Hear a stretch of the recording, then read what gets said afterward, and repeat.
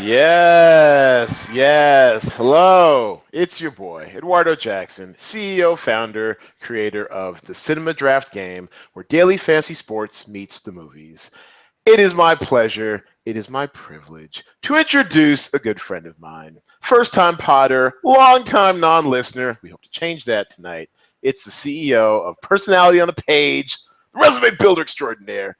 It's Tiffany T. Murray. Say hello, T. Murray. Hey, what's up? It's exciting to be on. Yeah, sorry, it's got me a new soundboard. Still getting used to all the bells and whistles, so bear with me. So yes, clap it up. Welcome to the pod, team. Right, welcome to the pod. Yes, now tell people how you know me, because since I'm running like a cavalcade of people I know in my life, we're gonna start a new little thing here and have people who I bring on to the show, whom I'm close with, who I know, to tell them how they know me. So how do you know? How do you know me? Even pre-cinema draft days. Pre-cinema draft, if we go down like the entrepreneurial tunnel, right? I think I met you when I had one of my businesses, which was event planning here in Atlanta. I'll even go further back. We didn't know each other in school, but we both went to Nope. school in the Atlanta University Center. I went to Spelman, you went to Morehouse, but our paths, House. while they crossed, I don't think we ever actually met, but soon after, when I was doing event planning, particularly doing events for homecoming for Spelman and Morehouse, we, crossed paths, did some events together, found out you were also a published author. I aspire, I self-published my books, but we kind of connected on that wavelength as well. And we've just stayed in touch ever since. And you moving to Vegas, one of my favorite cities, was just, another added topping to our friendship. So that's Yeah, our she T Murray is a Vegas. I mean, we might as well start charging her rent up in this piece because she is always running through Vegas. I love it. It's great. It's like death taxes. T Murray in Vegas. It's awesome. I'm not trying to pay taxes in Nevada. The funny thing is, we pay no state income tax, so feel free to come on out. So yeah, and tonight's drinking word will be the word baby, because this podcast, just like T Murray's affinity for the city Vegas, it's all about Vegas, baby. It's all about Vegas. Of course, it's Vegas, baby. Vegas, baby, Vegas, Vegas. They're gonna give Daddy the Rain Man suite. There's water in this cup, by the way. So you might be the first one with water in that cup. Wink, wink. Okay, so let's go to one of my favorite segments. It is, of course, what I'm watching. Got a new soundboard. Daddy got a soundboard. Okay. All right. So first show that I'm watching that, of course, has been, if not, probably overcovered on this podcast. We talked about it earlier this afternoon. Actually, you guys will probably get this podcast tomorrow morning, Wednesday morning. We were taping this on Tuesday night. But Jay Devlin and I, of course, had to go in once again on Billions, the season finale. And as it just so turns out, T. Murray is also a fan of Billions. And I mean, I've gone deep on it, of course, but I actually want to get T. Murray's thoughts first, and then we'll go from there, because we already know I'm all about that finale. I'm all about this season. I'm all about this show. It is outstanding, amazing. It's been a lot of fun, and the writing has been, some of the best on TV this season. So that's my 2 cents. But what do you think about Billions, T. Murray? So the season overall, I liked it a lot. I have a good friend, and she and I watch shows together, and she felt like there was a lull in the season. I actually now appreciate that lull, and I agree with her that there was a lull. Every show can't be okay, I'm gonna knock you out kind of thing, and not to mention I'm not gonna go to that fight that I just watched this Saturday. But every season can't have or every episode of the season have a knockout punch, right? Right. So I felt like it was a great entry into the season. The middle was kind of building up the storylines, and then the last 3 episodes were my favorites of the season. I actually think, and you may not agree, I think I liked the episode before the finale better than the finale. But the finale, actually, I agree. That's fair. That was everyone's favorite episode because that whole kind of heist, Ocean's 11 type vibe it had to it. Yeah. Yeah. It reminded me, one of my favorite genres is mafia films or mob films. So that episode, the way it was structured and the flashbacks and everything, kind of reminded me of some of my movies from that genre. But the finale was great. I can't wait till the next season and to find out how things are going to pan out. But well acted. I expect them to get some nominations out of this season, hopefully. So we'll see. I think so. It was excellent all around, a lot of fun, and actually, and as I mentioned to Jay Devlin on the recap podcast earlier this afternoon, it was extremely well cast. I mean, all those actors are really good. They're fairly accomplished, whatever. We knew that going into this, but they're all like really like flexible, like really kind of like as an actor, you're able to use a lot of different tools that we don't get to see from them. And case in point would be the guy who plays Wags, Mike Wags Wagner. Why did you take that away from me? I love Wags. Like some shows, I find somebody I would love to work for. So like on Homeland, it's Saul. Because like, of your background in HR, right? Somewhat of that, but I just like people who could potentially be a mentor. So Saul is my mentor from Homeland, and I would love to like work for, hang out with Wags. Like even more so. Are you sure about that? Are you sure about that? You might need an IV in the morning if you hang out with Wags. Hey, I know people that can supply that. So the mobile IV unit that Laura acts around. Some healthcare friends, so maybe I could maybe get Wags a better deal than Oh, that's awesome. Yeah. So that's one thing I'm watching. Also, I think I might have alluded to this on the Friday pod, the Friday weekend preview pod. I think also with Jay Devlin. Guardians of the Galaxy Volume 2. I saw it. I can't exactly say that I liked it or I loved it per se. It was trying way too hard. I mean, it seems like there's this camp, and it's a very interesting camp too. It's like there's the cinema score, which came out as an A. I was actually really shocked the cinema score came out as an A, because even at the theater I was at, and we're talking like we're the people who are priming the pump. It's a Thursday night, damn near 11 o'clock, and we're there. I'm in the rumble seats and stuff. Like, we're ready to get lit. These two dudes next to me were just like, screaming their guts out, like ready to get it going. And then the movie plays, and the laughs are forced, and people are kind of looking around each other like, why isn't this thing better? So you have us who are kind of like disappointed, whatever. But then you have the cinema score, the general public who just sees it when they see it over the weekend, and then you have the critics. And to get, I mean, as I mentioned to Jay Devlin, also, like if you just basically read the Entertainment Weekly, the Entertainment Weekly review, that's pretty much how I felt about it. Where the first one was amazing. I think I saw it 3 times in the theater. Whereas the second one was just underwhelming, and it felt like they were trying too hard, and it got a little too serious, and jokes fell flat. And I just hope for better effort in Volume 3, which I believe has already been greenlit. So. Yeah, that's my review on Guardians of the Galaxy 2. T. Murray, do you have any inclination to go see Guardians of the Galaxy? Vegas, baby. Vegas. I'm gonna have my sippy cup on that one. Okay. I don't have much to say about it. It wasn't on my must-see list. And, are you a fan of the? Are you a fan of the Marvel Cinematic Universe? Do you see any like the Iron Man or Avengers or any of that stuff? I've seen Iron Man, here and there, but I don't think there's one that I just run out to see. I mean, if does Batman fall in that genre, I would go out and see those back in the Val Kilmer days. Not the Ben Affleck days. Ben Affleck didn't do it for you. Marvel movie that I've run out to see in recent times. Okay, no, that's fair. I mean, it's not in Vegas, baby. Maybe.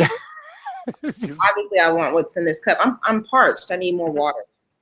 Yeah, and that's our fault too, because you were out here in Vegas over the past weekend, and it's dry as hell up in this piece. So we're all constantly moisturizing and hydrating. So yes, our bad. Sorry, you took that home with you. So one thing I will say.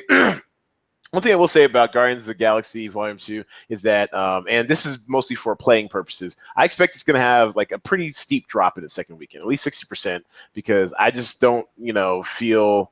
I mean, I just don't feel like there's gonna be a lot of love for repeat viewings of this movie. Jay Devlin loved it. He, on the podcast earlier today, he mentioned how much he enjoyed it, but I don't think it's like I'm gonna run out and see it again. Enjoyed it, like some other movies. So I don't know. So just kind of keep that in mind as we slide on to our shot list later on.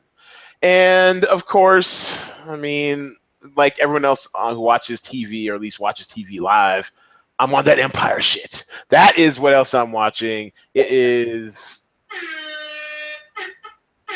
Yes, it is fire. Cookie is now that Cookie has kicked, Taraji P. Henson has kicked Taye Diggs' character to the curb. and Nia Long's up in there, stirring some shit. And I love the line she used last week too. Fake ass Claire Huxtable, Felicia Rashad, who actually was Claire Huxtable, is coming for the Lions. I mean, Empire is coming for another lit season finale, and I just love how like I love how they bring they, even though they're like rich and stuff, and and money can kind of change how some people are, whatever. They stay who they are. They got money, but they still be about them streets. Like, and I'm sure you might have seen like the ad with Jussie Smollett's character going like, "Ma, why do you always have to clap back?" And it tries like, "Because that's what we do." That's right, baby. That's what we do. They clap back, and it's been a wild ride. That's another one of those shows where some people have. It's always hard to compare like the first season of a show where you really kind of fall in love for the first time with these characters. Some people don't think it's as good as the first season. I think it's as good as it's ever been. Empire, Wednesday nights. I'm about that. What about you, T. Murray? Have you been watching Empire at all? You just quoted my or you just stated what my, I guess, path was with that show. I watched the first season. I started watching the second season, and you and I have talked about this before. I tend to be a show loyalist, but the second season didn't keep me, and it didn't. I just, as embarrassed as I am to say, I dropped off, because I take it very seriously that when I'm a fan of a show, I'm a fan of a show. But yeah, I haven't been watching it. I haven't. That's fair. I'm still a fan of recaps like that. So I feel like I've watched it now that you gave me some scene highlights. I think that's all. With certain shows, all you need to know is scene highlights and some sound bites, and people think that you watch it anyway. There you go. As long as you're, and as I'm fond of saying on this podcast as well as in life, as long as I'm part of the pop culture conversation, I feel complete. So sometimes you can only give a show like 3 episodes. Like I think I gave Legion 4 episodes or 3.5 or something, and I bailed. I was out. But at least I know what it's about. I know what I don't like about it, and I'm done. So yeah, you're at least. There's some people who shall go unnamed who may come in or out of my life who just are in their own little bubble. So I appreciate you connecting with pop culture, so we can have a dialogue today. Another little funny highlight about Empire: I had a picture, a magazine that had Taraji on it, as Cookie. On the desk at my last full-time job. I was like, I think on one side I had like a professional HR magazine, and on the other side I had this magazine that had Cookie on the front. And I was like, this is who you're dealing with, right? That's some serious messaging right there. Because people would walk by my desk like, who's Cookie? I just explained it, and then but so yes, I definitely was a fan of the show, loved Taraji, and yeah, it was on my desk. And that's how we do. That's right. So, T. Murray, what 3 things are you watching? Well, so I'm in a little bit of a lull as I wait for Game of Thrones to come back, right? Oh, but man. I've been watching Billions, which so now that's gone, right? But I still consider it's what I've been watching. And then Veep. Yes. I'm not a real big comedy show person, so the fact that that's on my list, it's big, because I don't really do too many comedy movies, and I don't do too many comedy 30-minute sitcom type things. Not since I was a little kid. So that one, and then I've also been rewatching. I go through these phases where I want to rewatch certain series, and I'm rewatching Homeland, because Homeland just had their season finale. So there were certain things. I don't want to give away any spoilers. No. If they're, no. This is people are, if they haven't watched through the seasons by now, that's on them. All right. So go spoil away. So Quinn is gone, and he was a character that I adored. So there were certain little things about him that I felt like maybe I missed from previous seasons. So I'm now almost caught up on season 5 of 6, and I went back and watched all of them. And there's these little tidbits about Quinn that I'm like, oh, I missed that. So yeah, that's my rewatch. I have 2 other shows that I kind of watch. It's lit. I don't know if I want to share them. Okay, that went on way too long. My bad, playing with the sound effects. But yes, I was agreeing. It's lit. Go ahead. 2 other shows that I watch in the background because they're kind of mindless. Quarters and 600 Pound Life. Do tell. Do Well, tell. Well, they explain the attraction for those of us who don't. I don't know. I ain't knowing. Oh, and by the way, great shirt you're wearing. You quick uh, model it for our podcast viewers. There you there you go. Cinema draft. Actually, hold on. So do it one more time. I was talking, so I didn't catch it. Go ahead. Cinema draft. Yes. Play I the don't know if card. that was that actually the way I should have displayed it, but hey, you can read what it says. But Um, yes, hoarders. Yes, do tell. no, Hoarders is one of those. So it's certain shows I think inspire you, and Hoarders inspires me to clean my house. So that's one of the reasons I watched that. And 600 Pound Life, on a serious note, it's these stories are they're inspirational because people are immobile and they've got health issues and they end up kind of overcoming them and losing all this weight. It's drastic transformations. A good friend of mine, her name is Dawn. We both watch that show. She's probably going to be mad that I outed that she watches that show, but Yes, yes. to all 20 of our listeners, yes. Oh, and also my Pilates instructor I found out today. Hi, Jane. Jane the Pain. So yeah, those are some of my shows that I watch right now. Excellent. Okay, excellent. And yes, okay. So let's get down to it. Subject of this podcast is top 5 Vegas movies. And here are the rules. You name a Vegas movie where we alternate picks. When someone picks a movie, that movie is out of play, and and we're gonna go, 1 through 5 alternating. So also there's a little bit of strategy in this game. If there's one that you think that I'm probably gonna pick later on down the road, you might want to pluck it out of rotation.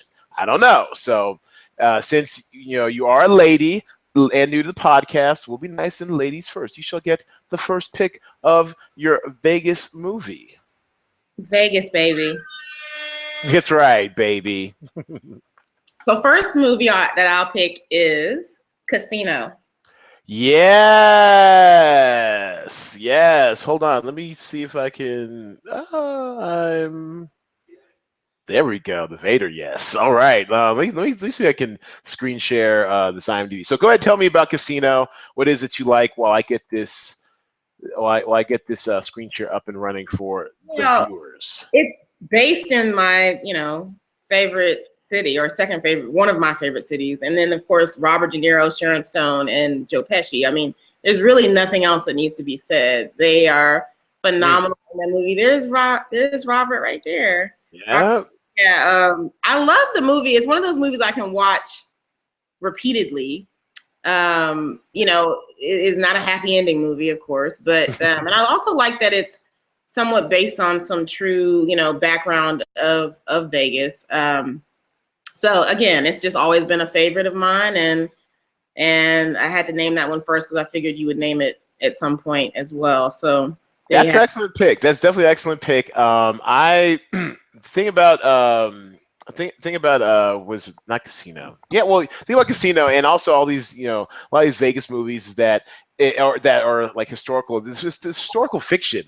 People know in this podcast, or longtime listeners of this podcast know that I am a sucker for historical fiction.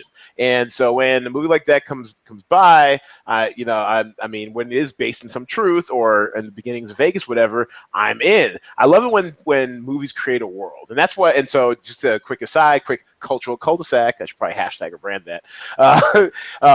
Actually, yeah, maybe I should trademark that because we do go into some cultural cul-de-sacs on this podcast.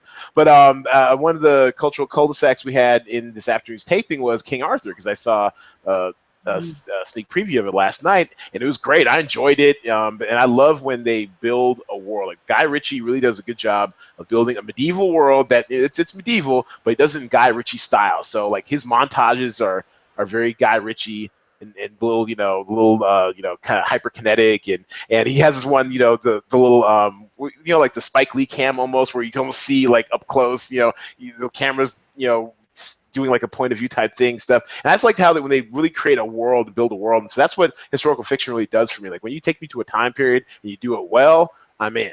I'm totally in. So yes, that's a good opening salvo. And for mine, I mean, this one has to come off the board. I mean, this early, and I'm going to screen share as I reveal, and it is The Hangover. Yes. I mean, it don't get much more Vegas than that. I mean, who hasn't had their own little, Vegas hangover-like experience where you just meet crazy people, have a crazy night out, do crazy things. I mean, gamble at 8 in the morning like we were on, we were Right. on Saturday. The whole Vegas experience. Oh, is that Kate McKinnon? Oh my goodness! Wow, this thing. I'm seeing all sorts of little man. Justin Bartha from Good Fight. Oh yeah, look at all these people. And this is the movie that kind of made Zach Galifianakis a star. Bradley Cooper, did his little, pretty boy thing, and Ed Helms was like kind of dorky straight man relief, and the baby, that baby. There are people who have like T-shirts with like the baby strap on it. I love that. So yes, The Hangover. It's a great comedy. It's a little bit of Ken Jeong. It's such a funny movie. You know what? I'm about to put that back in rotation. I haven't seen that in a minute. It's The Hangover. Definitely check it out if you haven't seen it. I even like The Hangover Part 2. Hangover Part 3 I could have done without. But yes, The Hangover first one is a Vegas classic. Thoughts on that? I knew that one was coming, and I was willing to let you have that one. I'm a Hangover fan. Don't get me wrong, but it was one that you're doing what I want you to do. That's the one I wanted you to do. I wanted you to do that one. Yes. It's a good movie though. It's not one that's in my rotation, like where I would watch it repeatedly, but it's good. If somebody has it on, I'll watch it. There you go. All right, so number 2, what you got, T. Murray? Number 2, I'm gonna go with 21. Oh, okay, interesting. Now you're in my neck of the street. MIT professor. Yeah, now you're on my neck of the woods. Played by another actor that I love, Kevin Spacey. Okay. And it's about my favorite game to play in Vegas. That's what it is. Okay, now it makes sense. But it's the mathematical. It also appeals to the nerd side of me, which is, it was all about them, creating a strategy based on math and some combination of counting cards or whatever they did to win, which of course I have no ability to do that, just so in case anybody, Vegas officials are watching this. Please don't ban me. Please don't ban me. I'm not capable of doing that. But it's one of the movies I think Lawrence Fishburne had a little part in that movie and some other folks. So it's a good movie, and I just like the intrigue of it, and are they going to get caught and all of that. And it's, again, based in Vegas. So there you have it. Yeah, that very, very solid pick. And the reason why I say you're coming to my side of the street is because it's because one of the, I think maybe he was one of the kids, I think it was one of the kids at the time, because this is also a little bit of historical fiction. Andy Block, he was world famous poker player. I'm not sure he's still playing poker these days, but he was world class pro at poker. Before that, he was this card counter extraordinaire, part of the the Las Vegas team. So it's that's pretty cool. So that's why I'm like, okay, you're on my side of the street. Okay, so a good second pick. I am definitely gonna take this. Wow, man. Okay, I'm taking a gamble because there's one I think you might go to, but I think it might be further in our reaches that you may not get there. So I'm going to go with. I'm going with Showgirls. I'm taking that off the board. Yes, yes, yeah. That one from me. Yeah, good. Okay, so I do. Darth Vader, yes, that's right. Showgirls, I mean, what can be said? I mean, there was so much excitement and hype around it when it first came out. I mean, Elizabeth Berkley, aka Jessie from Saved by the Bell, just showing her bells. I mean, man, it was campy. It was crazy. It was, I mean, and the best part about it is that everyone in the movie's playing it seriously. They thought they were making, Titanic or some shit. They thought they were making Gone with the Wind, and it was just wind. It was so bad. It was good. And look at, she's licking the pole. Oh my goodness, this is a great fucking movie. Oh, so much fun. Love this movie. And this, I mean, this also is probably due for another rewatch. I mean, and it's such a cult classic because it's so campy and stuff. People kind of revere it. I think it might even have like, a really low key Showgirls festival somewhere in the country. But it's just so, I mean, it's just so bad. And she put so much, heart and dedication into it. And Paul Verhoeven, the guy who did Basic Instinct and stuff, I mean, thought this was like his Basic Instinct for like, I guess, showgirls, for showgirling or whatever. I don't know, for dancing on the strip or something. I don't know, or stripping, whatever. But yeah, it was just really, really campy and great, and I have a soft spot in my heart for it, like most people. Tell me why you like Showgirls and why you're so distraught. I took it from you. I'm distraught because I feel like that is, yeah, it is one of the worst, best movies ever made. Showgirls is, and Kyle MacLachlan, I don't think you mentioned him I did not. From Twin Peaks fame, right? Like he was in it, and he had been kind of billed at that point. Up to that point, he was known as a serious actor. So like, I always wonder if that movie kind of messed things up for him because he was. Yeah, it was just there. That's another movie where I can watch it and rewatch it. There's lines and scenes in there. The acting, or maybe the overacting, is amusing. The storyline, oh wait, and that chick. What was it? The one other favorite part of our actress in that movie was the woman that plays that basically played, the role that she wanted to get, right? She wanted to become Crystal Connors? Gina Gershon, is that the one? Yes. I always say what happened to her, because she was like, I thought she was on Empire last season. She's still getting it. She's still cashing the checks. I would have watched Empire if I had known she was on there. See? Now Empire, I'm not trying to go back, but they pull people out the woodworks. Because literally no, it's not even pulling people out the woodworks. People want to be on that show. There was even, it didn't come to fruition, but there was even talk Denzel might make a cameo at some point in the future on Empire. People love this show because that's what we do. Showgirls had to be on the list. It was just a matter of I had pegged that you were going to say another movie before you said Showgirls, so I read you wrong, but. And you're probably going to take that. I don't play poker because I can't read people. And so now you have the opportunity to take, the movie you thought I was going to do away from me right now. What's the movie on your brain right now?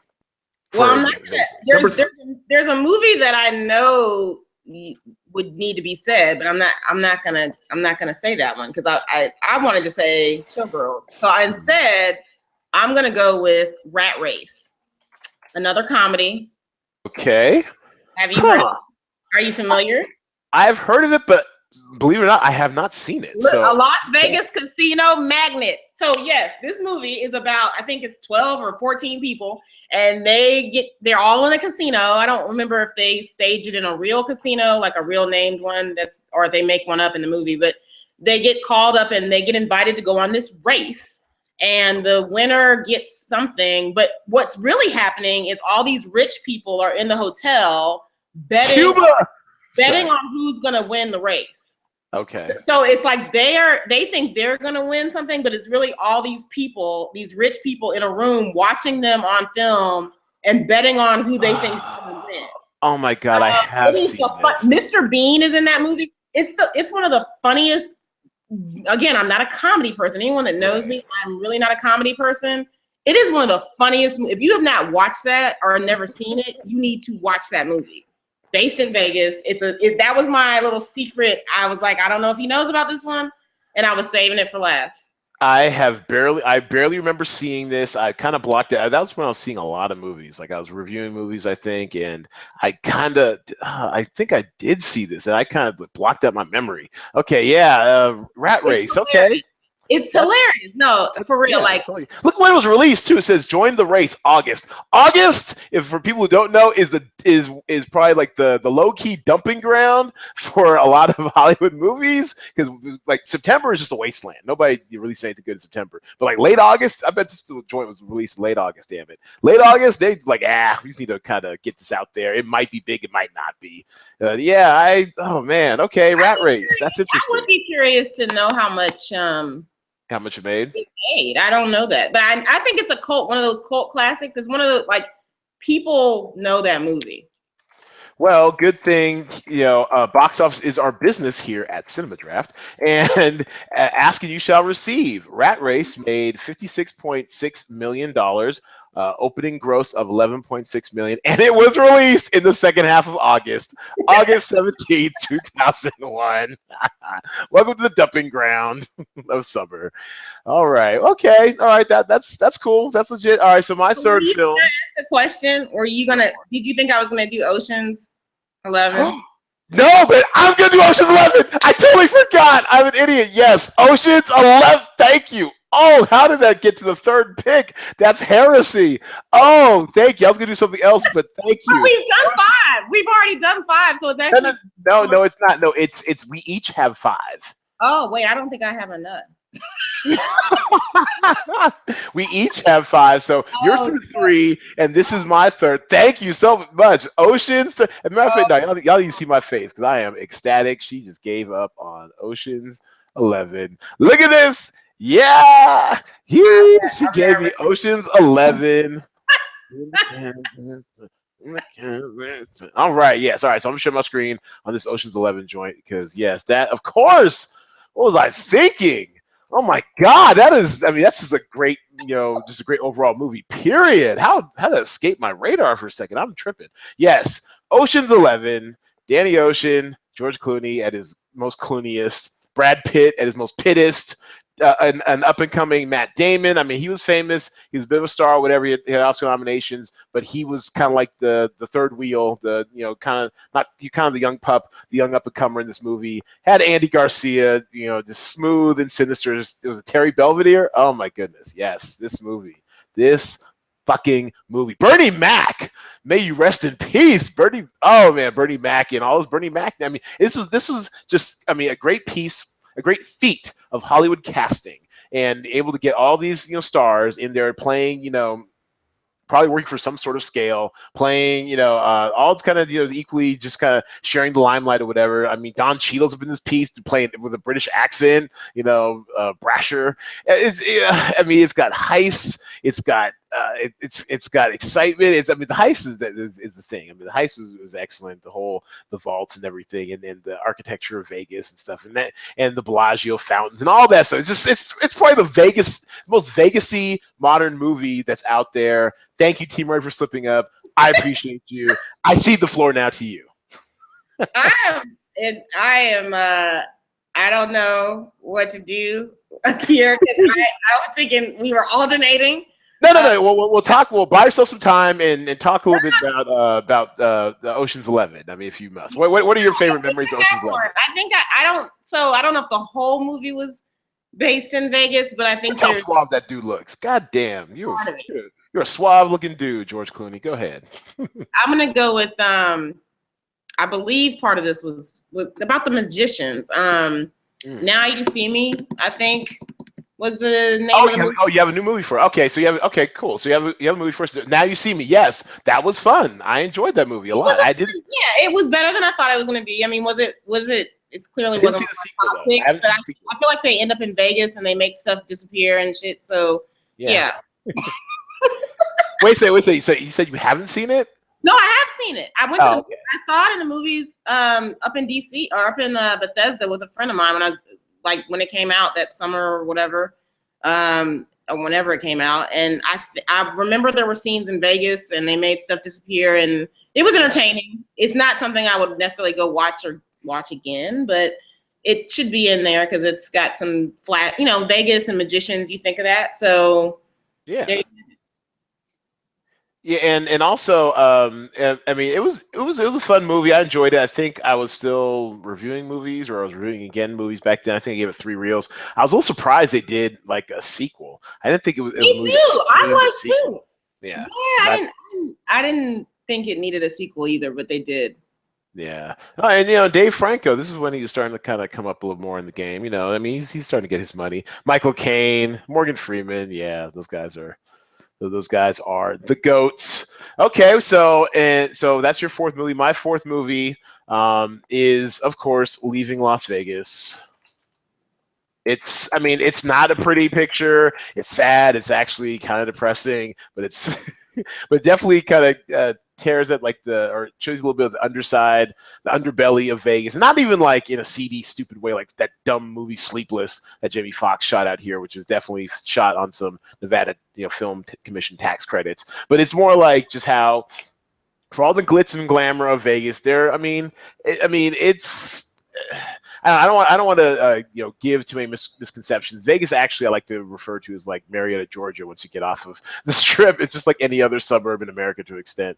But there is a side to Vegas where it is kind of depressing. There is like addiction and alcoholism and people dealing with their demons and stuff. I mean, that sounds real. It's like there's everywhere, but it's kind of shown in stark relief to like the glitz and glamour of the Strip. And I'll just always remember that scene. I mean, I think everyone remembers the scene, the one where he's kind of like drinking himself to death by the pool, whatever, and the stripper, was she a stripper? The Elizabeth Shue, I can't remember if she was like a stripper or just like a dancer or whatever, that he hired to kind of be his girlfriend for the weekend while he kills himself, whatever. When she pours the liquor down her body, he licks it off. I'm like, that's kind of hot. Yet this is a depressing movie. Yet this is kind of hot. So it's a movie that gives you some conflicting feelings sometimes, and it's a strong performance by Elizabeth Shue, I believe. Nicolas Cage also was nominated for an Oscar, and yeah, it's kind of sad but poignant at the same time. Have you seen Leaving Las Vegas, T. Murray? And I like Nicolas Cage, but this is one of his films that I didn't see. I'm more of a Face Off Nicolas Cage fan, and like Con Air, his full action figure kind of moments, right? But I didn't see this one. I've heard of it, and I think I knew that it was sad or not a happy movie, so I didn't rush out to see it. But yeah. Okay. All right. Cool. So despite being caught off guard of the rules, do you have a fifth and final film for us, T. Murray? This one I've only seen once, and it's the What Happens in Vegas with Ashton Kutcher and Cameron Diaz. Again, I'm not a comedy. Oh, that was fun. I enjoyed that movie. Yeah, I'm not a comedy person, but Cameron Diaz, so there was another movie she was in with the girl from Married with Children. There's a movie that they were in together. And so Cameron Diaz is hilarious. At least I think she was in that movie. No, she's hilarious. But anyway, yeah, so this movie was funny. They go get married, or they both have like bad things happen. I think like her fiance like dumps her, and then I think he like loses his job or something, or they end up in Vegas together, and they end up somehow they collide and they end up getting married, and then like all these other things happen. And I forgot Queen Latifah. Was that Queen Latifah? That was Queen Latifah. Yeah, I forgot she was in. Wow. Hey, 2008, man. That was like damn near 10 years ago. It's like 9 years ago. I didn't know I think I forgot she was in it. Rob Corddry. It was a good one time, get your laugh on movie. So I agree. That's a very solid pick. That is a very Vegas movie. And that's a very solid pick to end with for your list, T. Murray. And for my fifth one, I'm going to go with one that's kind of, just to pay homage to some to a couple that could have been in there. You could have done like pretty much any like fight movie that takes place in Vegas. You could have done Last Vegas, which was mildly entertaining. The one with all the old guys, Michael Douglas, De Niro, Morgan Freeman, and Kevin Kline. But I am going with, and that was entertaining, but it wasn't like one of my top Vegas movies. But the Last Vegas movie, I'm gonna go with, and also I'd like to do an honorable mention as well to Ocean's 13, because they brought that one back to Vegas and that was fun too. And I really enjoy Ocean's 13. I think that's it gets like short shrift too often just because it was a third movie. But the last one I'm going to do is one that has a very pivotal scene in Vegas, and that is Rain Man. Rain Man, yes, the rain, yeah, oh my God, hold on a second. No, you know what? No, I did this all wrong. I take that back. Rain Man is great. Rain Man is great. I can't believe I even mentioned this at the beginning of this freaking podcast. It's got to be Swingers. What am I doing? What are you doing, Eduardo? What's wrong with you? Yes, Swingers. Damn it! It's got to be Swingers. I mean, That's where we get all that. Vegas, baby, Vegas. The first the first quarter of that movie's in Vegas, and it is phenomenal. Your money, baby. You don't even know it. There you go, baby. Your money, baby. You don't even know it. Yes, a coworker said that to me. So Swingers, I always felt like that was a guy's film, and Probably. I had a coworker say to me once, you know, that line, and I had to like Google that line, like "your money, baby," and I was like, "That's kind of hot." I was like, Did you go watch the movie after that? Have you seen Swingers? "No, Oh, oh man, it's no. Try. It's 90 minutes. It's lean and mean. It's young Vince Vaughn, it's thin not a Vince guy's Vaughn. movie. Is it a guy's movie?" And not that I don't like. Obviously, I like mob films, but is it a guy's movie or is it? Just do it. I mean, it's all about it's. I mean, the first quarter takes place in Vegas. It's all about kind of like the struggling actor Hollywood culture. It's very much a snapshot of the late 90s. They're playing like NHL with Wayne Gretzky and stuff. Make him bleed, make him bleed. You know, we used to do that, making little characters bleed and stuff on the ice. I mean, it's very much like, what was it, 1990? I want to say it was 95 or 96. But it's directed by Doug Liman, you know, who's gone on to great things. Actually, this was Doug Liman's first kind of real film that was presented to Hollywood, whatever. Everyone who was attached became a star. Heather Graham's in it; she became a star. Vince Vaughn, Jon Favreau, who's now not only went to be a bit of a star, but now is a star director. I mean, it's oh god, it's just so good and funny. And if you ever spend any significant time in LA, you will relate to every inside joke. Some of those jokes do transcend the decades. Every party there sucks. Oh, it's dead here. Let's get out of here. Just the endless. I mean, no one carpools. It's just you see like a line of like 8 cars snaking through the Hollywood Hills. I mean, it's such a great fun movie, and it is a classic. I mean, I'm not sure. Actually, let's do a quick box office mojo on it. I doubt it made any real money at the box office. it probably made more than Rat Race." 4.5 million. It did not. It made 4.5 million. It opened on 160 screens. It only made 74,000 and it's open. And I want to say, I'd love to say I was prescient enough to see it in the theater, but I can't say for certain. But It made less than Rat Race. By far. It was an indie movie. It wasn't going to be. So that's another great thing That's another great mention, because so in our game, you know, we have the 3 release types of the wide release, the limited, and the platform. This is a perfect example of a movie that'd be platform and never get out of that release type. It would just be on a handful of screens because it's a small film. It costs like, I think Favreau wrote this and I think produced it, like financed most of it. I think he did it like on credit cards or something. It's just like it was really low budget, and that's why it never had like a really wide release. But it did launch all these guys' careers. Oh man, it's Swingers is just the best. I'm gonna put it on my must-watch list. And I was thinking the same thing when you said it was an indie film. I was like, oh, that's platform. Yeah, hey, welcome to the fold, baby. Welcome to the fold. Up, drink. All right, so that ends our major segment, top 5 Vegas movies. We'll do a quick 10-second sound bites. It's a segment I've grown to love over. Actually, let me take off this screen share. There we go. So basically, these are little 10-second sound bites. You get 10 seconds to respond. I will watch my watch, and then I'll do a 10-second sound bite, and then we'll kind of keep moving along through our 4 topics. First 10-second sound bite: movie you haven't seen that you want to see that's still out in movie theaters. Go. Is that for me? So Unforgettable. Okay, so I want to see. Oh, really? Okay, you better hurry up and see that because it's gonna be gone. I think, yeah, it must not be doing well. So the previews looked really kind of, you know, Fatal Attraction / Jealous X, you know, and so when I saw the previews when I saw Get Out, and I was like, oh, that's something I'd want to see. And I realized it's still in the theaters, but I do feel like it's going to get... You need to go see that like yesterday. It's going to get snatched. It's going to get snatched up.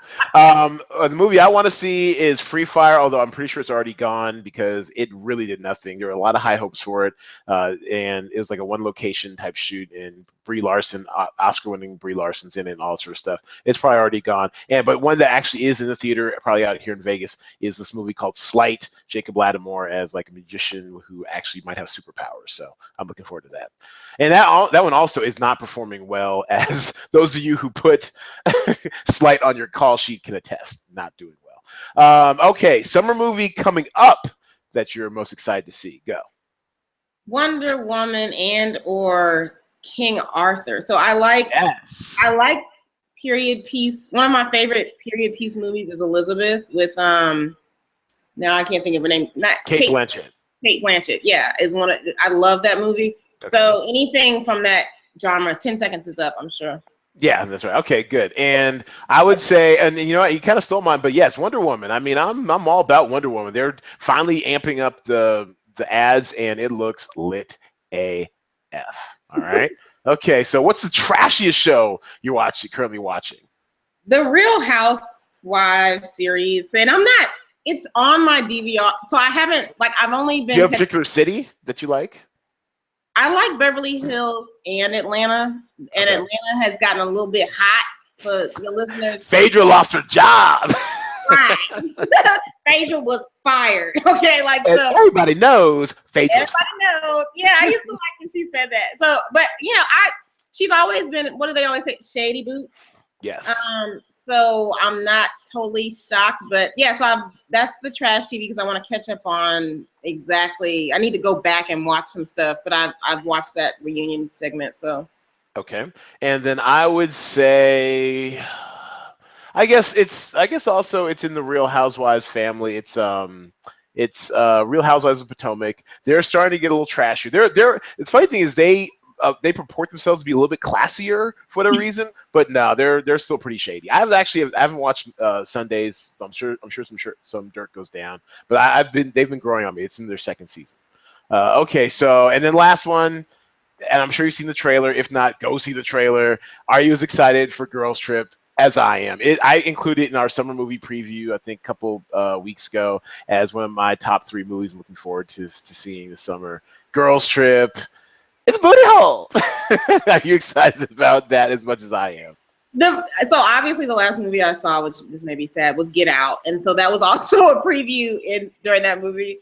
And yes, it was something that the friend and I we said we would want to go see it, and so yes, I'm excited and want to check it out. So and comedy, again, it's a comedy. I'm not a big comedy person, so that's saying something if I want to see it. Who hurt you? Why don't you like to laugh? I'm confused. What's wrong? Hurt people.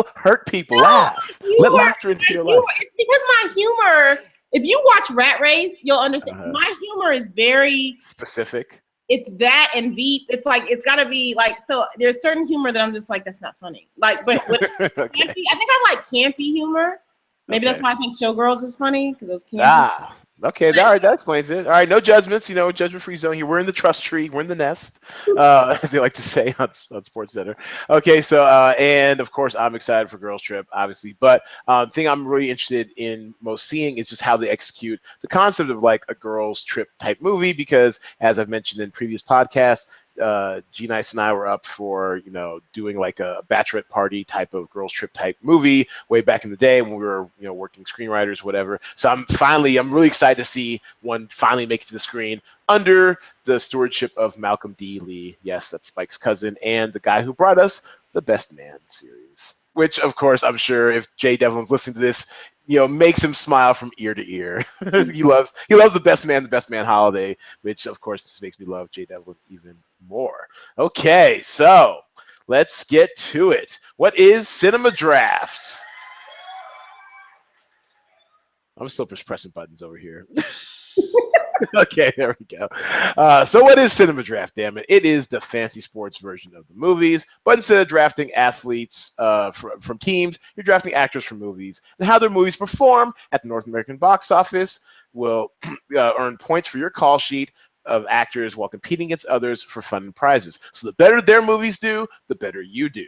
You draft 10 actors, no more, no less, who are assigned a dollar value salary, and you have a $100K budget to try to draft all of your 10 actors. You must have one actor from each of the 3 release types, wide, 2,000 screens and up, limited between 2,000 and 500 screens, and platform 500 screens and below. And so make sure you have at least one actor from each of those 3 release types. Headliners, those will have the star designation next to their in the talent pool next to your name, and those are ones who points are worth 40% more. So to give you an example, Suicide Squad earns $100 million, and at 1 point per million, Margot Robbie would get 100 points, while Will Smith would get 140 points as a headliner. It's free to play. We have over $200 in prizes this week, plus a actually now $50 bonus, because it's usually a $25 bonus to the highest scoring call sheet that is not my own. You have to beat my sheet.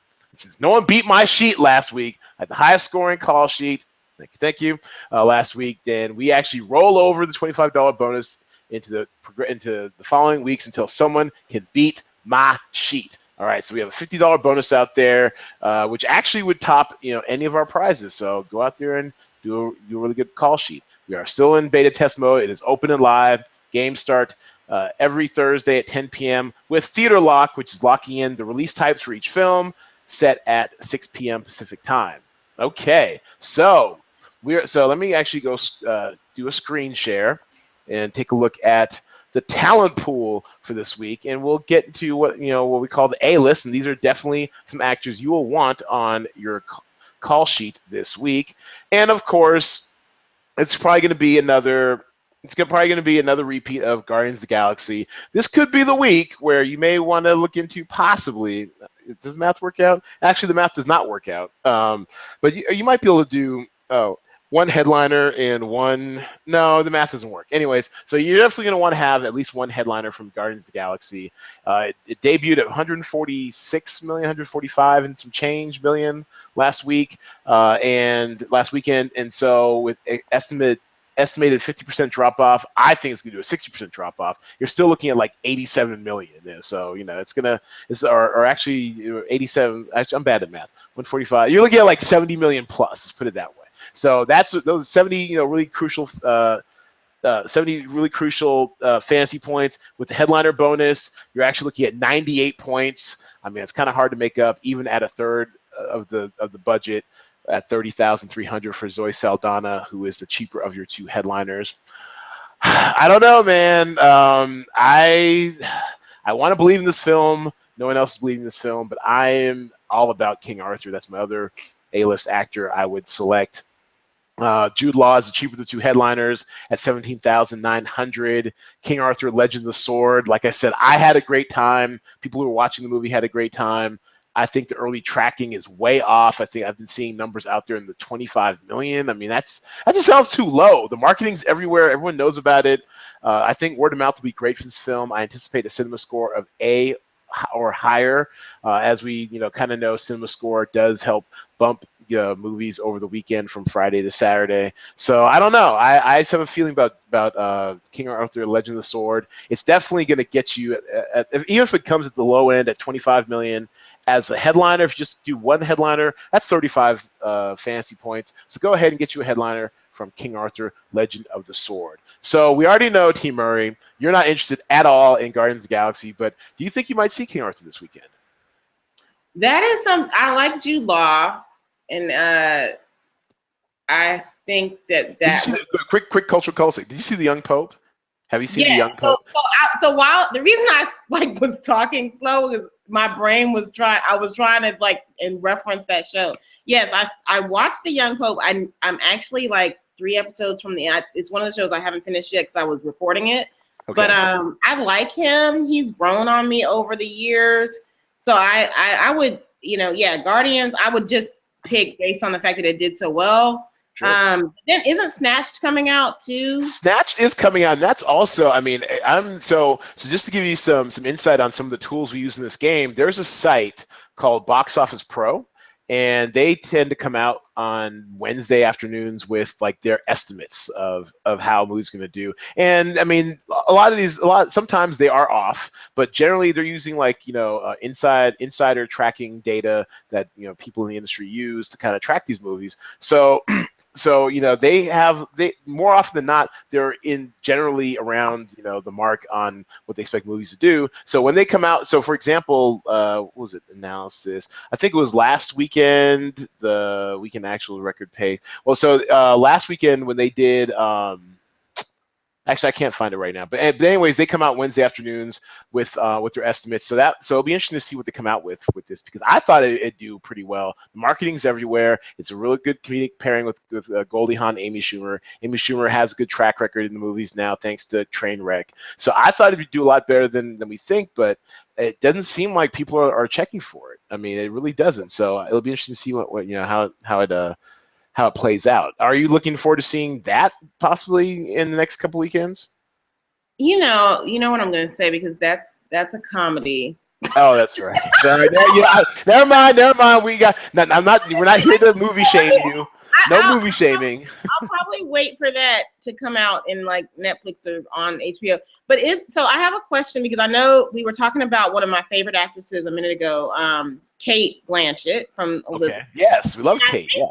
Is this a platform? I think she has a movie coming out this week called what is it called? Manifesto or something. And I feel like it's a platform movie. So there is a movie called Manifesto. It says 2015, but that could mean anything. It could mean like when it could be on the festival circuit or just kind of shelved for a while. Well, I'm cheating a little bit, so I'm on Rotten Tomatoes, and it says May 10th. Okay. So probably opens on Wednesday or whatever. So yeah, we actually don't have it in our talent pool. We only have while we're still working out the kinks of the system, we're limiting our available movies to about 20 right now. We will expand in the future. We'll probably go up as high as 25 or 30 to get some variety in there. But yeah, so Manifesto didn't make the cut, and also sometimes it's platform though, right? Because I think it says it definitely be platforms. I haven't even heard of it. I'm a pop culture sponge. I see in here. No, I get all the marketing I see, because I mean, no, seriously, just real quick, from the breadth of the stuff I watch, everything from your Real Housewives and stuff. So I get all the women-oriented programming, and advertise whatever, to your BT stuff. I watch Rebel and everything like that. To sports, to movies. I mean, I get it all, man. I see it all. So I get reality TV. I get dramatic, dramas, movies. So if I haven't seen it, I mean, it's definitely under the radar, and it's going to be. Well, that's interesting, because she's such a big, award-winning actress. So I mean, she is, but also, I mean, they're artists. I mean, sometimes, the whole one for you, one for me type thing. Yeah. Yeah. So yeah, look at this. So Manifesto, limited release, coming out, I guess, tomorrow, Wednesday. And then, so this is a site called hsx.com. It's the Hollywood Stock Exchange. So their version of a movie game is like betting on actors and movies like their stocks. It's kind of like, buying in long term. It's all play money or whatever. You can't do it for real money. Blanche Lincoln shut that shit down about 10 years ago. But yeah, and it looks like, so if they're going with 0.98, so basically each dollar you can kind of translate into $1 million. So they're basically not expecting this to do very much anything. This is what they're. So if it's trading at 98 cents, they think that its total gross will be about 980,000. So it's going to be so their version of limited release is our version of platform, I believe, or a really, really small. So it might only be like in New York and LA. So if you had a talent pool, you might want to avoid it, because it might not make enough money to make a difference. Okay. I learned. But thanks for bringing up new movies to the. I mean, I'll be on the lookout for it. This thing does anything this weekend. It might be the talent pool next week. Now, see, I love her, so I will find that if it's playing here. Yeah, I'll find it. Oh, interesting. And it looks like, it definitely looks like it's, I mean, what's it, Cate Blanchett with like 13 different faces? Right. I mean, what was the other big movie? It looks like Robbie in Why Don't You? Damn. Look at her. She looks homeless in this one. This is yo, we might have to check this out somewhere. Maybe it's streaming too. A lot of times they'll do like a very small release and then also stream it at the same time. That's also like a burgeoning kind of distribution pattern. So yeah, let me see if it's streaming. That looks interesting.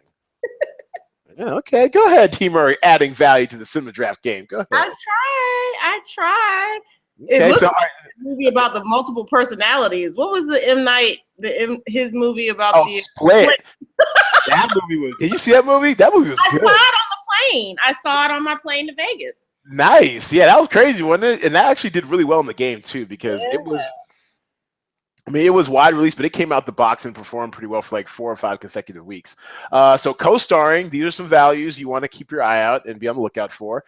So another nuance to our game is that because of the release type nature of our game, there are a lot of movies that that may not be huge hits, but are still kind of medium tier hits that become hits for our game based on scoring. Just as a quick refresher, you get 1 point per million per actor for a wide release. You get 1 point per 500,000 in box office per actor for a limited release, and you get 1 point per 100,000 in box office for a platform release. And so, movies that tend to do really well are what I like to call our 3Fs, our foreign-focused film.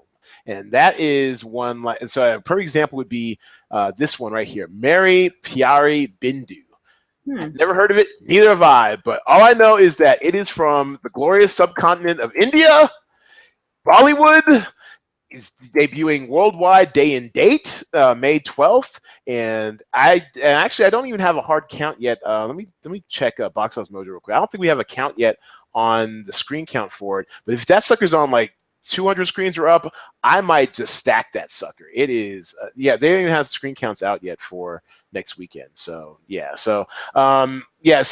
the thing about Indian movies, especially with their platform, they tend to perform really well. Just to give you a quick example, 2 weekends ago, we were caught totally unaware. It wasn't even the freaking talent pool, but Bahubali 2, The Conclusion, debuted. Apparently, there was a lot of like pent-up demand for it by the Indian American community, whatever. This sucker grossed $10.4 million on 425 screens.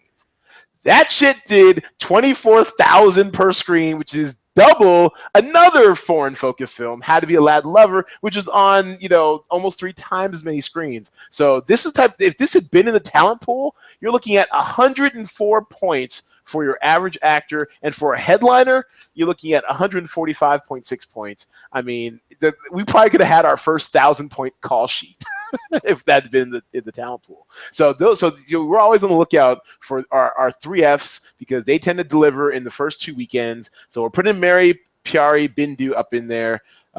It's got two pretty attractive leads. I guess they're pretty famous in Bollywood circles. I kind of catch a little bit of the social media from Bollywood when I do my social media, as I'm always on the outreach trying to get new players into the game. And so I have a good feeling about this movie. It could even be on 100 screens and do something like 2 million, which would be good for 20 fantasy points. So definitely get either Pariniti Chopra or Ayushmann Khurrana. Those are your 2 headliners for that movie, and we should have the complete the complete talent pool up there shortly. We have to add a few actors that the system failed to load, and then another value you want to look out for. You know what? I'm gonna go ahead and call it. Let's say The Wall, and this is one with John Cena and Aaron Taylor Johnson. You can pick either one. Both of them are headliners. It's probably gonna be a platform release movie. I've seen the trailers. They look really interesting. Doug Liman of Swingers fame, and Bourne Identity and all those other movies. He's returning to his kind of like small pseudo indie roots. It's a very claustrophobic type movie. We were actually talking about it on the podcast this afternoon with Jay Devlin. It reminded him of Phone Booth with Colin Farrell, and basically these two GIs are out in like Afghanistan or somewhere, and they're pinned down by a sniper, and the sniper is just basically taunting them and it's messing with their minds while shooting at them. And it looks really interesting. I'm not sure. Once again, we don't have a screen count yet for this movie, but I think it's going to be a platform release, and if it is, just off the concept and the star power of these two actors, and also at the price too. We're really price sensitive in this game. At $6,500 for a headliner, if you're just looking to punt platform or you just need to fill a slot, or you're trying to save some money to pay up for other actors, you might as well take a shot. I can see us doing about 400,000 or 500,000 on 200 screens or so. So. Yeah, did you say that was Doug Liman did that? Yeah, Swingers guy. I didn't realize. So when it comes to the game, I guess I play in a sentimental way, right? So he directed Mr. and Mrs. Smith, which Yes. friends know that I was a big fan of Brangelina. It's now over. Tear, Oh. tear. But yeah, that's one of my favorite movies because I got to watch them and yeah. Yeah, And well, no, Doug Lyman's a stud. I mean, you look at his yeah, IMDb. I mean, and I don't think he gets like the due he really should as a director. Actually, too, his producer credits off. So his director credits. There we go. I mean, like, because like for example, what Edge of Tomorrow, which was they rebranded as Live, Die, and Repeat, is getting a sequel. That's a totally slept on movie. The one with Tom Cruise and what's her face, Emily Blunt, aka British Bay. Love Emily Blunt. And I mean, he's done like it's a bunch of like really interesting, just really good commercial movies, indie movies. He did a movie Go. That I guess that was like his second kind of underground Hollywood movie that had Katie Holmes in it. About like kind of youth drug culture a little bit. That was interesting. That got him the Born Identity. And he's just a really interesting director. He kind of works when he wants to a little bit. I guess he's doing a Justice League movie. That's interesting.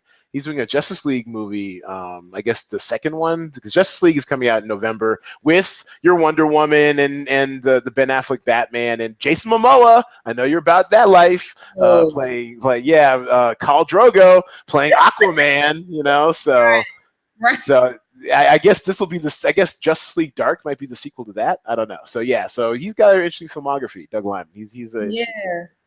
So yeah, so those are some of the that's co-starring. What I'm looking out for this weekend is in addition those might be some values for you. The Cutting Room Floor. Skip these losers. All right. I don't know. Jasmine. It's a new film. I don't want to cast aspersions on a 3F. This looks like a South Korean 3F.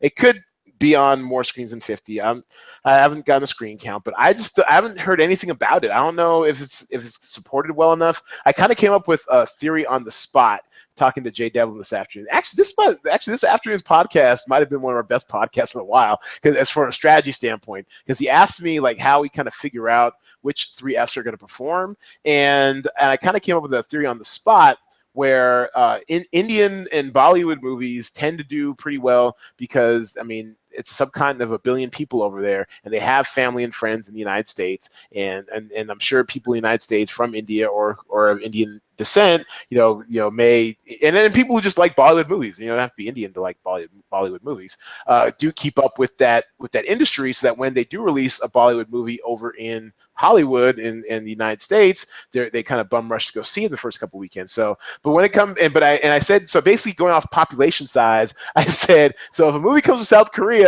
it may not do what you think it's going to do because South Korea is kind of small, whereas India got 1 billion people. So, Jasmine, you might want to skip because we just have no confirmation on how many screens it's going to be on. It could be as low as 50, it could be as low as 5. We have no idea. And then also, actually, honorable mention of Lowriders. Actually, that mentioned Lowriders in my co-starring, because I think that's going to resonate with the Mexican American population as a 3F, starring Demian Bashir, big star in Mexico. Also, he was on a couple seasons of Weeds, I believe. He was the Mexican kingpin or drug kingpin or whatever, stereotype or whatever. He played off pretty well. And Ava Longoria, aka former Mrs. Tony Parker, aka Desperate Housewives, Gabrielle, forever, And I guess also she was on Devious Maids, or that was her show. So. Yeah. Yeah, Ava Longoria. So just keep getting the checks, the girl. And actually, this looks like indie though. It's only been 275 screens, but I think it's gonna break out of the box pretty on platform release standpoint. I wouldn't be surprised if this did like 2.2 million on those amount of screens to give you like a really solid like 22 points or so. And then also, yes, and another one to skip. I mean, and we're gonna scroll down because this has been out for a minute. Going in Style. Mom, I'm talking to you, Draft Mom. Sorry, it's time to let this go. I know you've been padding it to your call sheets for a while. I know you love. I know you. Maybe you've even seen it by now. I don't know. But it's had its run. This is a movie. Even when it drops down to limited as expected, it's not. It's got no more juice left. It's out of juice. It's gotten the money it's going to get. I think it's grossed about 45 million or so on a budget of 25 million. So they're not. They might have broken even somewhat. And I mean, it's just let it go, Mom. I know it's cheap. I know it's attractive. I know it's punt fodder, but just let it go. Let Going in Style go. Okay, and I guess we already kind of covered the question I was going to ask you. Is there any movies you're looking forward to seeing? I guess King Arthur's top of that, correct? Yeah, of the ones coming out this week. Are you a Sons of Anarchy fan? I don't watch that. No. Hmm. That's about the Okay. motorcycle. Isn't that about the motorcycle gang thing? Yes, yes. It's like it's in my top 5 of best shows of all time. It's amazing. I didn't think I'd like it.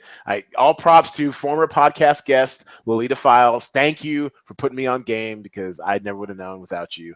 But yeah, it's a really good show. And like I like to say, it's officially Hunnam season.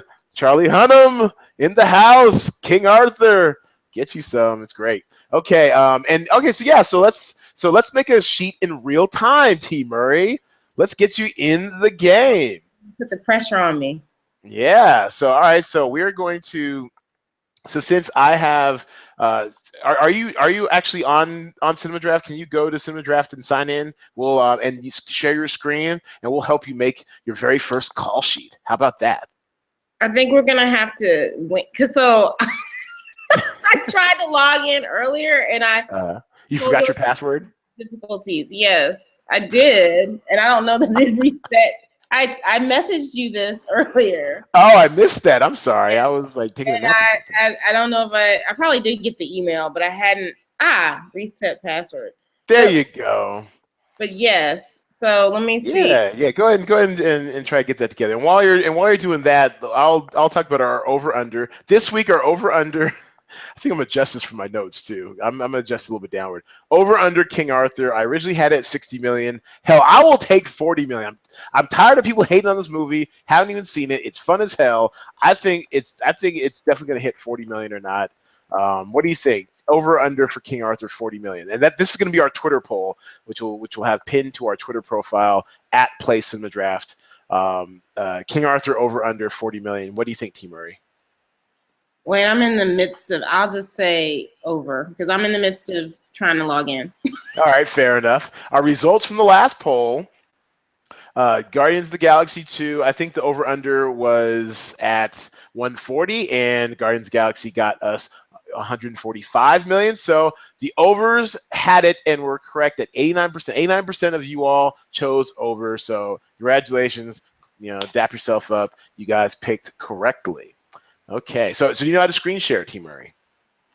Well, this is one of those things it would have been nice to go over. So no, I don't know how to screen share on my Mac because I'm a PC person. But it's fine. So if you're in the Google Hangout, just go to the left of the screen and you'll see a little menu pop up. And second one down from the top, it's the little green window with the arrow. So screen share. It'll show you what screen to choose. Okay, let me get logged in on this. Okay, so she's getting that together. Also, I'd also like to give a shout out once again to Jane the Pain. Thank you so much for shouting out the podcast. Glad you're listening and hitting our target market because I definitely am trying to attract more women to the game. We welcome everyone here, but definitely like to see more women getting involved in daily fantasy gaming. It was being one of 2 guys in my Pilates class is both a treat but also a burden because I'm the only guy, and so when I get my poses wrong or when I'm struggling, it's not great. But I really do enjoy going to your Pilates class, Jane. I definitely enjoy having you as a listener now, and definitely hope to see you in the game. Sign up. It's free to play. We give out cash money over here. It's free to play. So looks like T. Murray's still struggling with. Yeah, I'm logged in on one computer where I changed the password, but it's now not. I'm not able to log in on this other computer.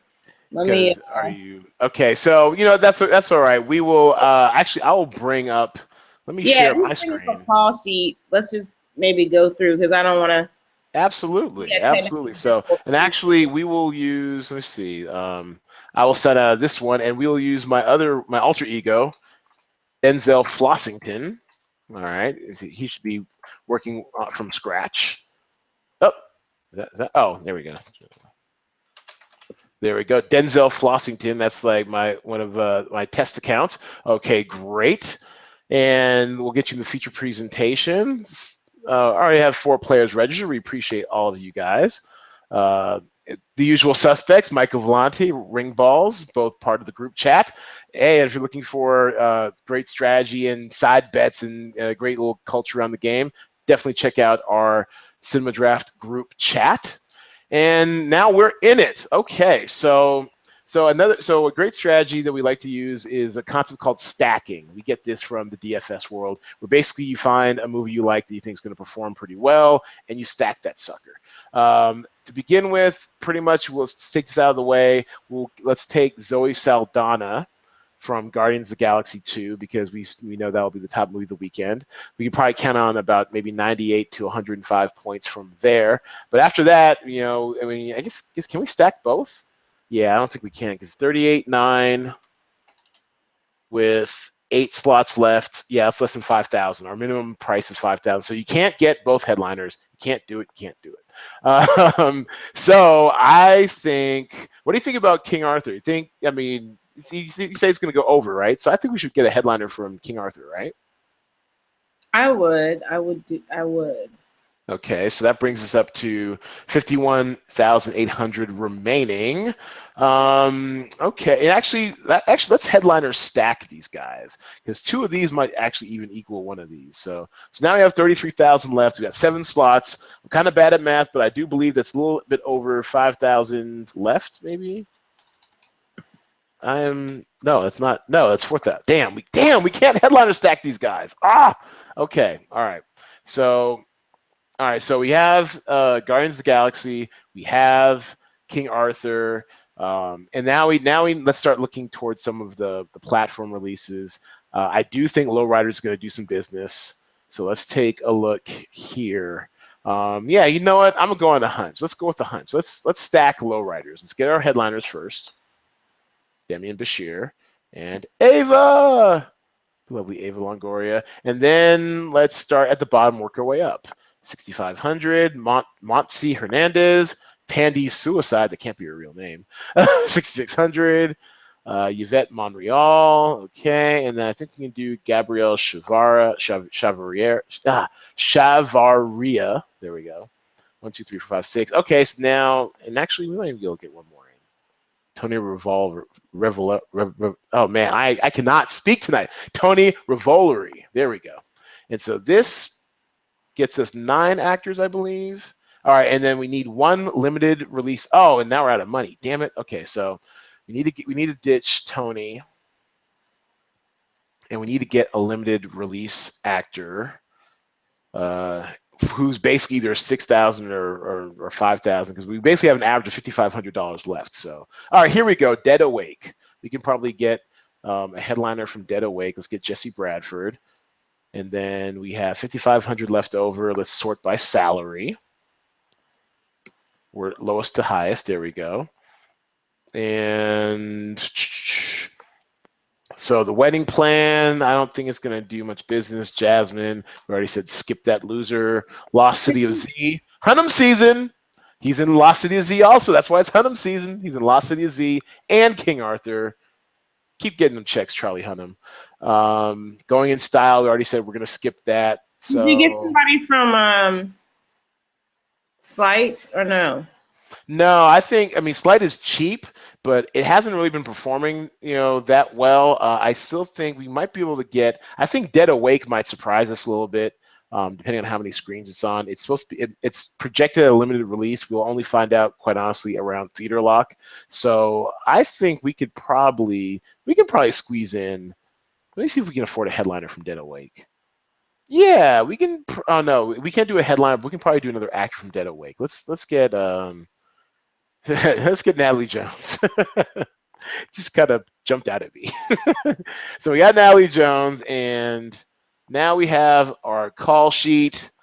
So now we have we're under budget by 200. We have all 3 release types represented: platform, limited, and wide. And now it's time to click submit call sheet, and we will get it in there. There we go. Call sheet completed. Boom.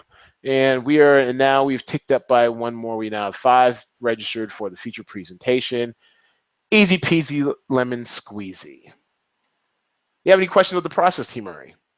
No, I'm sorry. My password reset didn't take. So I will No, get that. yeah, well, I'm I'll gonna handle get that off air. Yeah, that's that. yeah, We yeah. should No, maybe I'm make. gonna get that. It wasn't. It's me. It's user error. As me, as someone from IT, the IT background, it's user error. It's not the site. It's user. Okay, there we But go. I will get in there and get my call sheet done. Because Okay. Excellent. Yeah, because we like definitely getting our guests involved in the game. And we're gonna bring this in for a landing. It's been fun. It's been excellent. Let's give it up for T Murray. in Cinema Draft. Yeah. That's right, Cinema Draft. That's right. So where can we find Cinema Draft? Well, how about starting at the site, cinemadraft.co. That is cinemadraft.co. Sign up for the free beta. Like I said, it is free to play. We give out real cash money every week via PayPal, or if you must, by check. Twitter at Play Cinema Draft, Facebook Cinema Draft, Instagram at Play Cinema Draft. Our corporate blog is on Medium, medium.com/@Cinema Draft. And hell, we even have a Pinterest page, but whatever.